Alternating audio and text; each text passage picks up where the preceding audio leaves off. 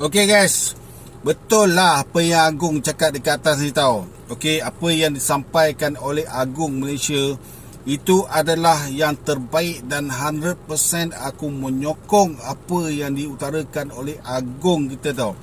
ถ้าไม่ยอมรับภาษามลายูก็ออกจากประเทศนี้ไปทุกคนอย่าเข้าใจผิดนะครับอันนี้เขาไม่ได้หมายถึงคนต่างชาตินะครับแต่เขาหมายถึงคนประเทศของตัวเองนะครับเพราะว่ามาเลเซียตอนนี้นะครับเป็นประเทศเดียวที่เกิดวิกฤตครับมาเลเซียเป็นประเทศเดียวที่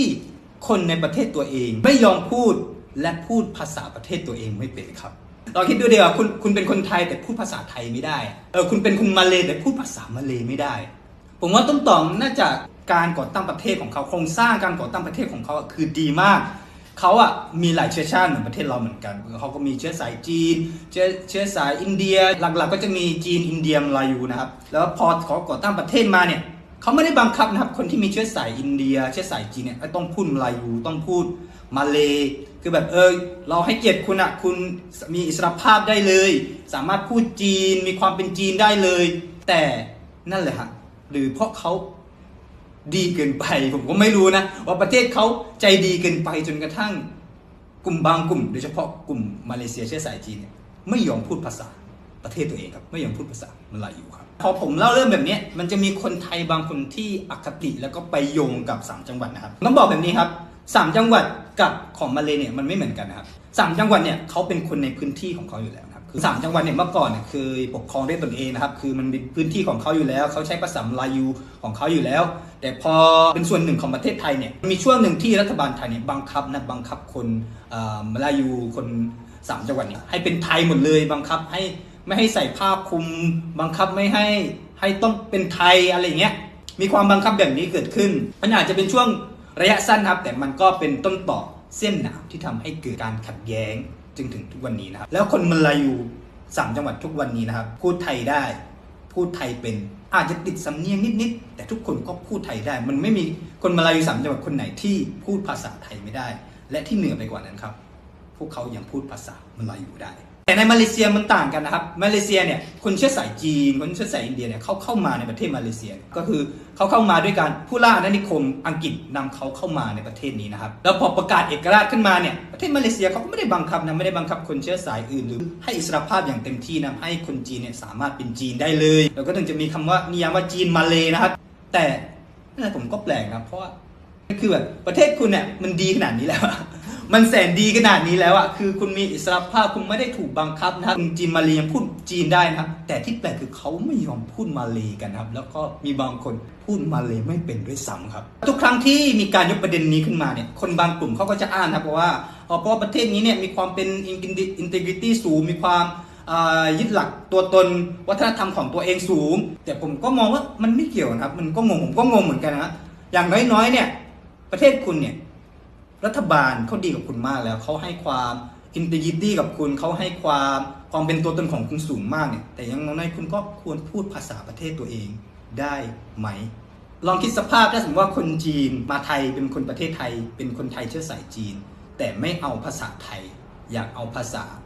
จีนกับอังกฤษอ่ะคุณคิดว่าเป็นยังไงครับเขาจะเปรียบเทียบกับไทยนะไทยเนี่ยดูดีไทยเนี่ยเขาถูกบังคับให้พูดไทยหมดเลยคนจีนไม่เหลือความเป็นจีนแล้วพูดไทยหมดเลยคนจีนที่ไทยเขารู้บริบทของตัวเองดีนะครับพอเขามาอยู่ที่ประเทศไทยเนี่ยเขาเป็นคนสัญชาติไทยไปแล้วเนี่ยเขาก็เลยเราเป็นคนไทยแล้วเราก็ต้องพูดไทยเป็นนะครับเปลี่ยนชื่อเป็นชื่อคนไทยนะครับบางคนถึงขั้นทิ้งความเป็นจีนด้วยซ้ำนะครับอยากเป็นไทยมากกว่านะครับเขาสามารถแสดงตัวตนความเป็นไทยที่ยังเป็นเอกลักษณ์ได้และยังมีความเป็นจีนอยู่นะครับทุกวันนี้เราดูที่ไทยนะครับคือจีนคือแบบอลังการกว่าที่อื่นอีกนะตรุษจีนก็คือไทยนี่ก็แบบสุดๆวัดจีนวัดอะไรต่างๆวัฒนธรรมจีนที่ไทยนี่ก็ยังคงอยู่ถึงทุกวันนี้นะครับและคนไทยเชื้อสายจีนทุกคนก็พูดไทยได้ชัดและเขาก็ภูมิใจเป็นคนไทยภูมิใจพูดไทยมันหนักถึงขนาดนี้ถึงกระทั่งกษัตริย์ต้องมาพูดเองเลยครับคือเราเป็นประเทศที่ปกครองด้วยกษัตริย์เหมือนกันนะเราจะรู้นะว่าถ้าสมมติถึงขั้นกษัตริย์ต้องมาพูดเองแสดงว่ามันหนักขนาดไหนBahasa Melayu pernah menyatukan pedagang Arab, Cina, India, Eropah dari Melaka. Jadi hari ini ada yang mahu jadikan bahasa ini sebagai alat pecahan. Itu bukan warisan sejarah, itu adalah pengkhianatan kepada sejarah. Bahasa Malaysia, bahasa Melayu adalah bahasa kebangsaan kita. Jadi sebagai rakyat Malaysia, kita semua mempunyai tanggungjawab untuk menguasainya.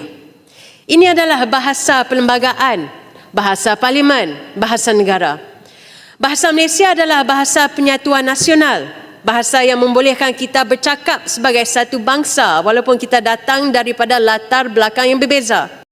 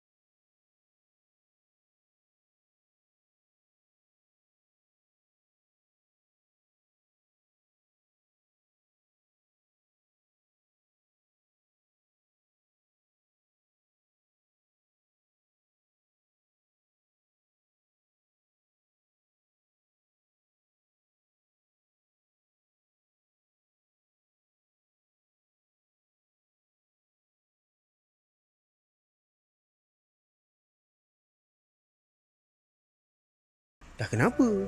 Speaker Ada peraturan beberapa ahli parlimen dekat sini Speaker. juga pemegang sijil UEC. Peraturan Abang Dewan, ni Speaker. Konteks kita punya bahasa Malaysia tak Ini boleh saya ke? punya Speaker. nanti menteri Saya buat nak penjelasan. saya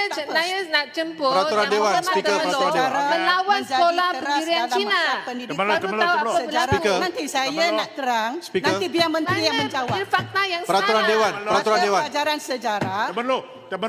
Temerloh. Sekejap. Ada peraturan mesyuarat sekejap. Peraturan mesyuarat sekejap. Okey. Speaker, saya guna peraturan 36/12, Speaker. Sebentar. Isunya apa dia? Berkenaan dengan pelajar-pelajar UEC dan juga kemahiran dalam penggunaan bahasa Malaysia. Isunya apa dia? Isu adalah berkenaan dengan pelajar-pelajar peperiksaan UEC Yang nak dibawakan apa dia? mengelirukan Dewan. Mengelirukan Dewan. Yang berhormat Temerloh telah berbahas tadi mengatakan bahawa kita perlu mempertahankan, memartabatkan bahasa Malaysia.